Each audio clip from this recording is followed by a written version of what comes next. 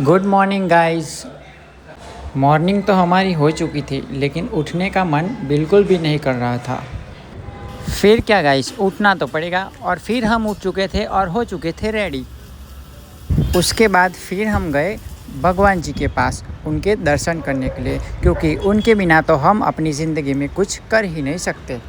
कृष्णाय वासुदेवाय हरिये परमात्मने प्रणतः क्लेशनाशाय गोविंदाय नमो नमः। राधे राधे, जय श्री कृष्ण। दर्शन करने के बाद सीधी मेरी नज़र गई आलू के पराठों पर। आज तो मम्मा ने टेस्टी आलू पराठे बनाए हैं। तो चलो गाइस, अब हम इसे फटाफट खा लेते हैं और फिर हमें जॉब के लिए भी निकलना है। तो हम निकल पड़े थे जॉब जाने के लिए, लेकिन पार्किंग में आते ही ये क्या, एक्टिवा कहाँ गई हमारी? ओह, तो एक्टिवा हमारे दूर थी इसलिए दिखी नहीं। तो चलो गाइस, बाय बाय। हम पहुंच चुके थे अपनी जॉब लोकेशन पर और जल्द ही हम आपसे मिलेंगे। सो हेलो गाइस, तो हम हो चुके हैं अपनी जॉब से आज़ाद। तो अब हम चलते हैं अपने घर की ओर। घर आकर फ्रेश होने के बाद मैं हो चुका था रेडी, और रेडी होने के बाद मैं आते ही तुरंत आम खाने के लिए बैठ गया। लेकिन एक सेकेंड, आम तो वाकई टेस्टी है। तो चलो इसे फटाफट खा लेते हैं और फिर आपसे मिलते हैं। आम खाने के बाद अब बारी आ चुकी है ओट्स खाने की, क्योंकि गाइस प्री वर्कआउट ओट्स खाना आपकी और सबकी हेल्थ के लिए बहुत ही फ़ायदेमंद होता है। तो चलो गाइस, इसे भी फटाफट खा लेते हैं और फटाफट निकलते हैं अपने जिम की ओर।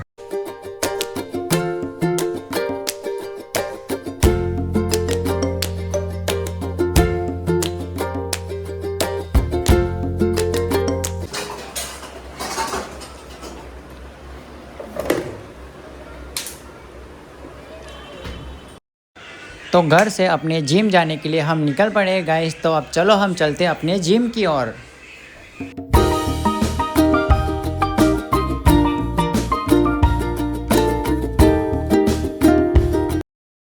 तो जिम लोकेशन पर हम पहुंच चुके हैं गाइस, और आप बाहर से व्यू देख सकते हैं कि हमारी जिम कुछ इस तरह की दिखती है।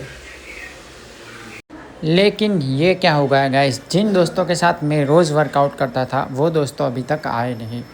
अब क्या, उन लोगों का इंतज़ार करना पड़ेगा और साथ में वर्कआउट करेंगे। तो अब थोड़ा सा इंतज़ार कर लेते हैं, देखते हैं कि वो कब आते हैं। जिन दोस्तों की मैं कब से राह देख रहा था वो तो अभी तक आए नहीं। तो चलो गाइज़, हम ही अपनी एंट्री कर लेते हैं और चलते अपने वर्कआउट की ओर।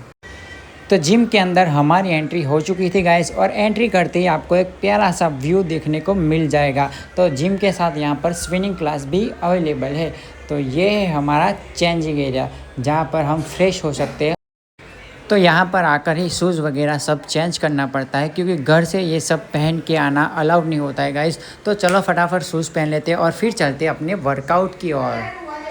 तो जिम वर्कआउट करने से पहले वार्म अप उतना ही ज़रूरी होता है जितना वर्कआउट करना। तो वर्कआउट से पहले वार्म अप करना बहुत ही ज़रूरी होता है गाइस, क्योंकि ये आपकी सोती हुई बॉडी को वर्कआउट करने के लिए तैयार करता है।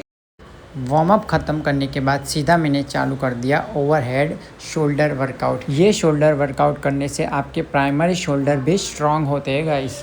मुझे तो ये एक्सरसाइज करना बहुत ही पसंद है। थोड़ा बहुत वर्कआउट करने के बाद हमने अपना मिरर में थोबड़ा देखा कि हम कैसे दिखते हैं। अपना थोबड़ा देखने के बाद हमने bench press shoulder workout start कर दिया।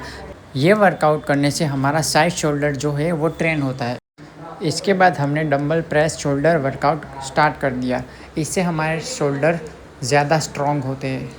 ये वर्कआउट करने से हमारे जो शोल्डर होते हैं वो वाकई बहुत ही स्ट्रॉन्ग होते हैं, और सभी शोल्डर वर्कआउट से ज़्यादा ये शोल्डर वर्कआउट करना मुझे बहुत ही पसंद है।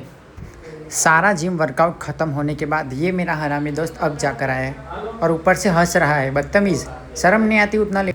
तो चलो bye bye audience, thank you so much यहाँ तक व्लॉग देखने के लिए। जल्द ही गाइस हम नेक्स्ट व्लॉग में मिलेंगे, तब तक के लिए बाय गाइस।